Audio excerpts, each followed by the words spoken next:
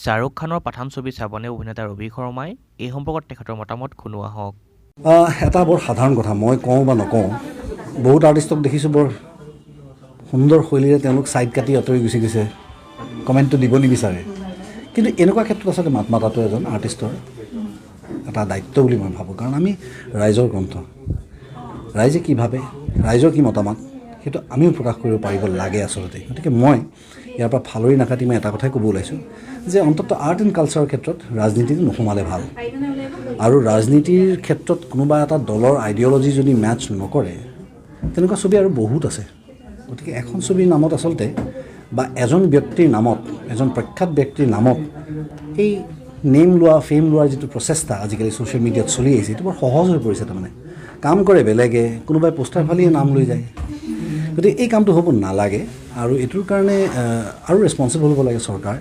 কাৰণ এনেকুৱা এটা ঘটনা হোৱাৰ লগে লগে সমগ্ৰ বিশ্বৰ দৰবাৰত বা সমগ্ৰ ভাৰতবৰ্ষতেই আমাৰ ষ্টেটখনৰ নামটো বদনাম হয় আচলতে। গতিকে আমি বিজেপি, কংগ্ৰেছ, এজেপি এইবিলাক কৰি থকাতকৈ প্ৰথম আমি এষ্টাব্লিছ হ'ব লাগে এজন অসমীয়া হিচাপে। কাৰণ সেইটো মোৰ প্ৰথম চিনাকি, মই ক'ৰ পৰা আহিছোঁ। গতিকে যদি অসমখন এটা বাৰ্বেৰিক জেগা বুলি কয়, য'ত সভ্য মানুহ থাকে, তেতিয়াহ'লে আমাৰ সকলোৰে গাত গালিটো পৰিব আচলতে। গতিকে এনেকুৱা ধৰণৰ কাম হ'ব দিব নালাগে।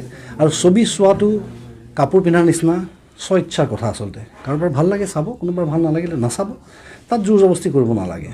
আৰু মোৰ ধৰ্ম, মোৰ জাতি, মোৰ ভাষা যেতিয়া সংকটত আহিব, মোতকৈ আগে কোনে বুজি পাব?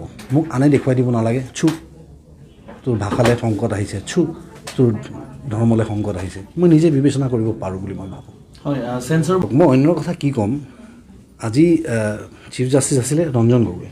ৰঞ্জন গগৈক যেতিয়া সুধিছিলে যে is the judiciary system in India corrupted, তেখেতে কৈছে যে I will be very honest. আৰু তেওঁ কয় যে corruption is a system of this country now. কাৰাপশ্যনতে এতিয়া দেশৰ ইকনমি চলি আছে, এণ্ড জাজেছ ডোণ্ট ফল ফ্ৰম হেভেন। গতিকে এগৰাকী জাজে যদি ইমান ইৰৰেছপনচিবল এটা মন্তব্য দিব পাৰে, তেতিয়াহ'লে মই বাকী কি ক'ম।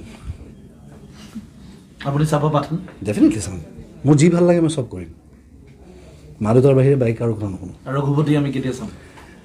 যিমান সোনকালে পাৰে, যেতিয়া মই ৰিলিজ কৰিম, যদি সোনকালে চাই, নহ'লে আকৌ হলৰ মালিক আৰু ডিষ্ট্ৰিবিউটৰলৈ বেয়া মেছেজ যাব যে ছবিখন নচলে, আঁতৰাই দিব, আপোনালোকে ভাল ছবি এখন চাব নাপাব। কাৰণ মই এখন স্ক্ৰিপ্ট লিখোঁতে মোৰ 2 বছৰ সময় লাগিছে, আৰু মই এখন ছবি কৰিবলৈ লোৱা আজি মাজত 6 বছৰ গেপ হ'ল। এনেকুৱা ডেফিনেটলি নহয়, আপোনালোকে বুজি পাব যে মই ছবিৰ অফাৰ পোৱা নাই, কিন্তু মই ছবিৰ অফাৰ একচেপ্ট কৰা নাছিলোঁ কাৰণ মোৰ ভাল লগা নাছিলে। গতিকে মোৰ ভাল লগা ছবি এখন 6 বছৰ মূৰত যেতিয়া মই কৰিবলৈ লৈছোঁ, ডেফিনেটলি কোৱালিটিৰ কথা আপোনালোকে আইডিয়া কৰিব পাৰিব।